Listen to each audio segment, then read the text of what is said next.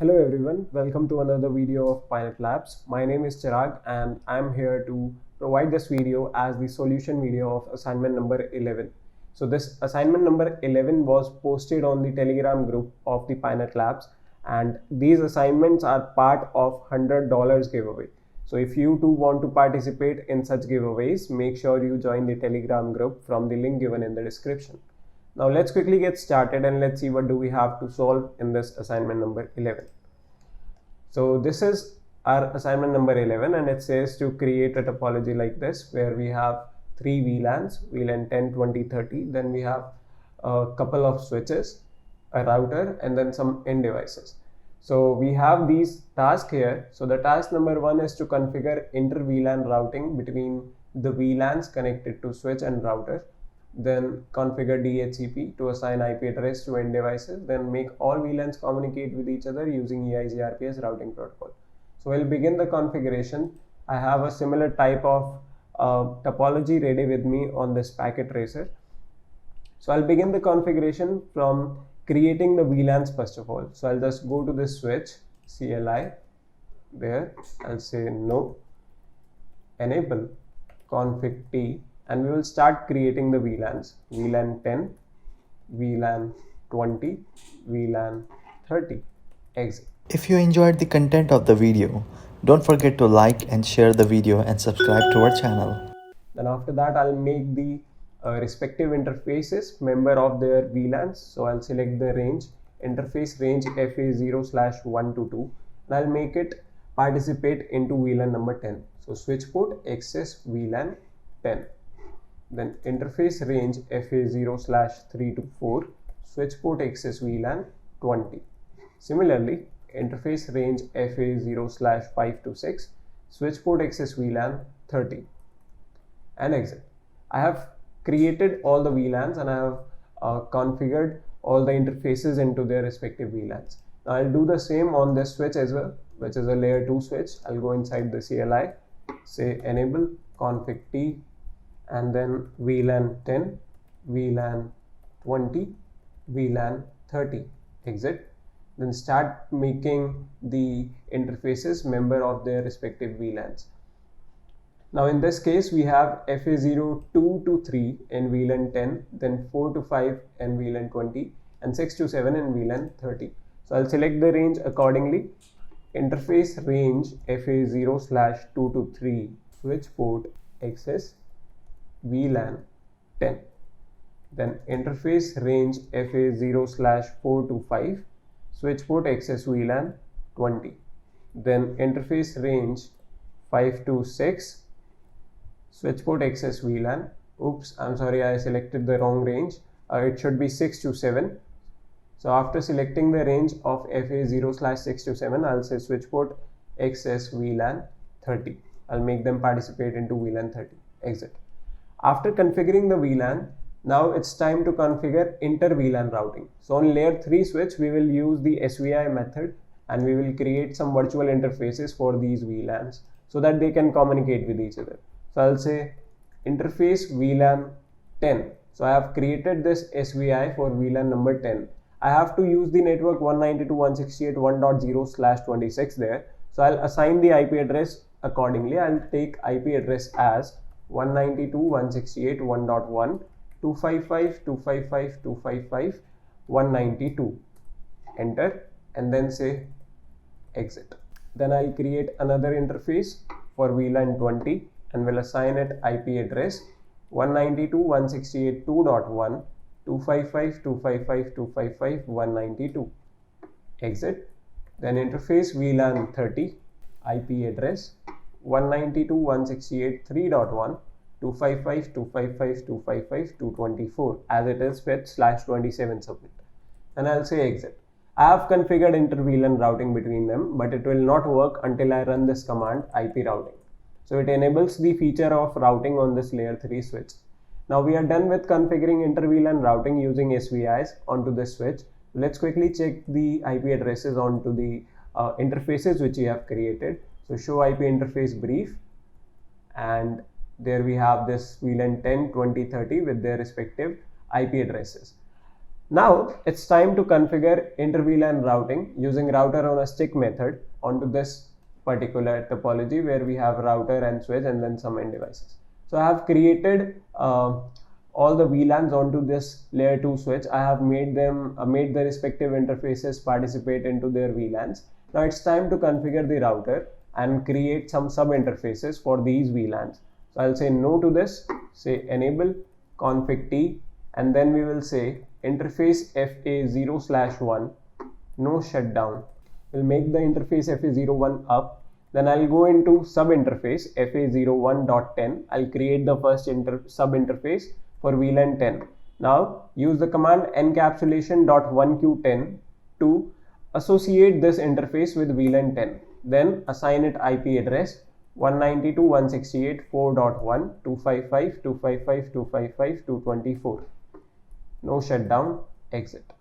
Similarly, I'll create two more sub interfaces FA0/1.20 IP address, encapsulation.1q20. We will associate it with VLAN 20, then IP address 192.168.5.1 255 255 2550, and then exit. Then interface FA0/1.30 encapsulation.1q30 IP address 192.168.6.1 255 255 255.128 as it is with /25 subnet. Then say exit. After configuring router on a stick on this, we have to make sure that FA01, which is the port connecting switch and router together, should be a trunk port, so that it can carry the packets coming from VLAN 10, 20 and 30 and give it to the router. So I'll go to the switch, I'll go inside interface FA0/1 and we'll say switch port mode trunk. We'll make it a trunk port and then say exit. Now, as per our assignment, the task number 2 is to configure DHCP to assign IP address to these end devices. So let's begin that now. I'll go to this layer 3 switch. We'll configure DHCP here. Config T IP DHCP pool A for the network 192.168.1.0 255 255 255 192. Default router address will be 192.168.1.1. Exit. Then IP DHCP pool B for network 192.168.2.0 255 255 255 192 will be the subnet mask and the gateway address will be 192.168.2.1. Exit. Then lastly, IP DHCP pool C for the network 192.168.3.0 255 255 255 and 3.0 is there with the subnet of 27. So 255 255 255 224. Enter, and then default router address will be 192.168.3.1. Exit. Now let's assign the IP addresses to these end devices.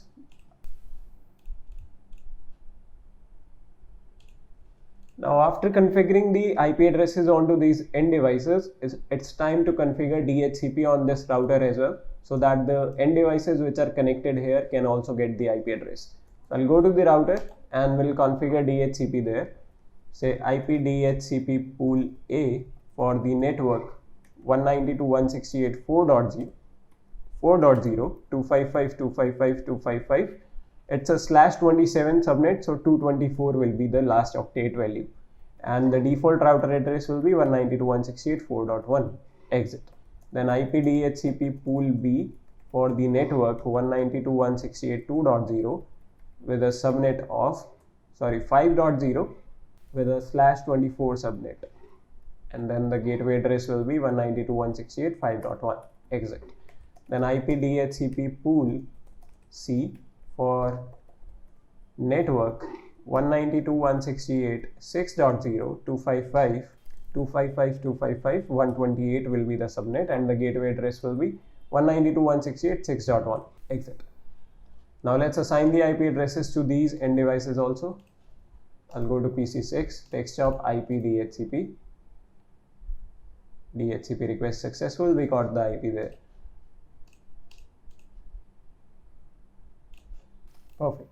Now, after assigning the IP addresses to these end devices, we have to make sure that these three VLANs can also communicate with these three, and also they can communicate with each other. So if I try making them communicate currently, they'll be able to communicate because I have already configured inter-VLAN routing between them. So packet got failed, I'll just retry this, successful. Similarly, if I try making communication from here to, let's say, here, then it got failed, successful. So the inter-VLAN communication in this section is there, and also in this section it is there. Here it is there with the help of SVI, and on the other side it is there with the help of router on a stick. Now we have to do something that these three VLANs can also communicate with these three VLANs and vice versa. So according to our assignment, the network between switch and router which is supposed to be used is of 192.168.7.0/30. So we will configure some IP address on FA07 of this switch and FA00 of this router. Then after that we will configure EIGRP to make all the networks communicate with each other. So let's see how it goes. I'll go to this switch and then I'll go to interface FA0/7, say no switch port, to convert it into a routed switch port. Then I'll assign it IP address 192.168.7.1 255 255 255 252. No shutdown, exit. Then I'll go to the router, CLI,